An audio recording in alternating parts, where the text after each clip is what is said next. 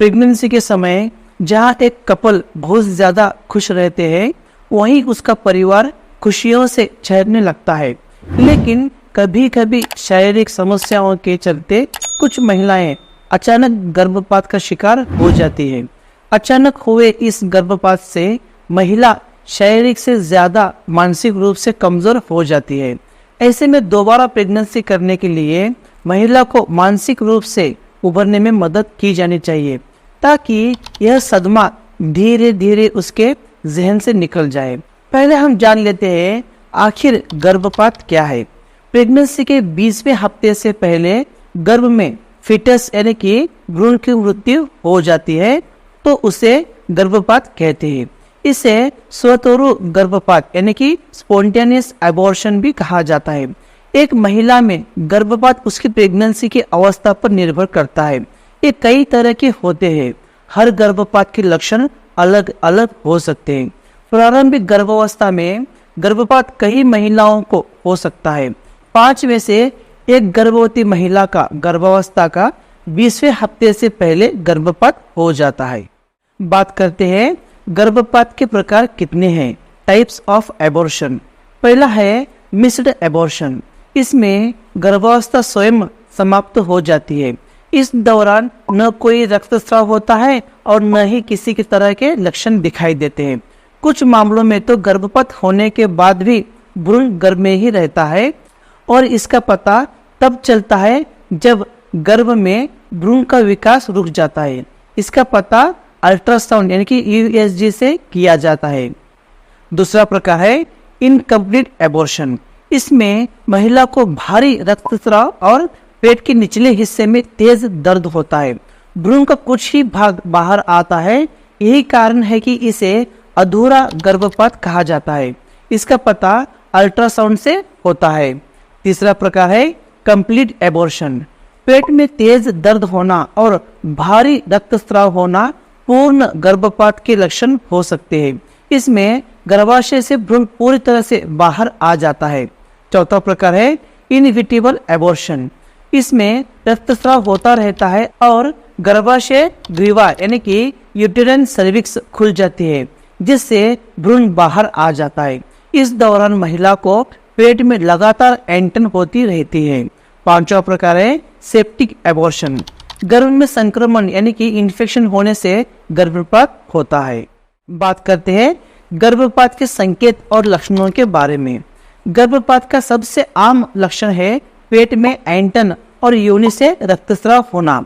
अगर गर्भावस्था के दौरान ऐसे कुछ लक्षण दिखाई दिए तो तुरंत डॉक्टर से संपर्क करना चाहिए। पहला लक्षण है योनि से रक्तस्राव होना। योनि से भूरे या गहरे लाल रंग का रक्तस्राव होना गर्भपात का सबसे अहम लक्षण हो सकता है।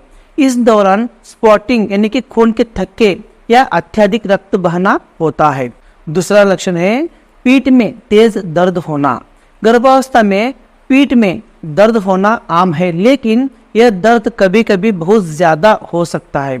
ऐसे में आपको तुरंत डॉक्टर से संपर्क करना चाहिए, क्योंकि यह गर्भपात का संकेत हो सकता है। तीसरा लक्षण है पेट के निचले हिस्से में ऐंठन आना। पेट के निचले हिस्से में दर्द होना गर्भपात के लक्षणों में से एक है। यह चिंता का विषय हो सकता है, क्योंकि यह दर्द माहवारी के समय होने वाला दर्द जितना ज्यादा और उससे भी अधिक तेज हो सकता है। इसके अलावा कई बार ऐसा भी होता है कि गर्भपात के लक्षण महसूस नहीं होते हैं और गर्भवती नियमित जांच के लिए डॉक्टर के पास जाती है, तब पता चलता है कि गर्भपात हो गया है। बात करते हैं गर्भपात होने के कारणों के बारे में। पहला कारण है हार्मोनल इम्बैलेंस। दूसरा है रोग प्रतिरोधक क्षमता या ब्लड क्लॉटिंग की वजह से। तीसरा है थायराइड या डायबिटीज जैसी समस्याओं की वजह से। चौथा है गर्भ या गर्भाशय में किसी तरह की समस्या होने पर। पांचवा है बहुत ज्यादा धूम्रपान और शराब का नशा करने पर। 6 कारण है क्रोमोसोम असामान्यताएं यानी कि क्रोमोसोमल एबनॉर्मेलिटी। गर्भपात का एक कारण क्रोमोसोम का असामान्य होना भी है। व्यक्ति के शरीर में मौजूद छोटी छोटी संरचनाएं जो क्रोमोसोम कहते हैं, ये संरचनाएं जीन्स को लाने और ले जाने का काम करती है। किसी किसी मामले में जब पुरुष के शुक्राणु अंडों से मिलते हैं तो अंडे या शुक्राणु में से किसी एक की त्रुटि आ जाती है, जिससे भ्रूण में एक क्रोमोसोम का मेल असामान्य हो जाता है। ऐसे में गर्भपात हो सकता है। सातवां है uterine abnormalities and incompetent cervix. जब महिला के गर्भाशय का आकार और गर्भाशय का विभाजन असामान्य होता है तो गर्भपात की स्थिति बन सकती है, क्योंकि ऐसे में भ्रूण गर्भाशय में प्रत्यारोपित यानी कि इम्प्लांटेड नहीं हो पाता है। इसमें गर्भाशय का अंदरूनी भाग मांसपेशियों अथवा फाइबर की दीवारों से विभाजित होता है। आठवां है इम्यूनोलॉजिकल डिसऑर्डर। कभी कभी इम्यूनोलॉजिकल डिसऑर्डर के कारण गर्भाशय में भ्रूण का प्रत्यारोपण यानी कि इम्प्लांटेशन नहीं हो पाता है। इस वजह से भी गर्भपात हो सकता है। Immunology disorder asthma, allergy, auto inflammatory syndrome जैसी समस्याएं हो सकती है। 9 है पीसीओएस यानी कि पॉलीसिस्टिक ओवरी सिंड्रोम। जिन महिलाओं को पीसीओएस की समस्या रहती है उनमें गर्भपात का खतरा बढ़ जाता है। इस स्थिति में प्रोजेस्टेरॉन व एस्ट्रोजन हार्मोन्स का संतुलन बिगड़ जाता है, जिस कारण गर्भधारणा के लिए अंडे विकसित नहीं हो पाते हैं। बात करते हैं गर्भपात को रोकने के लिए प्राकृतिक तरीके। पहला तरीका है फॉलिक एसिड और प्रीनेटल विटामिन लें।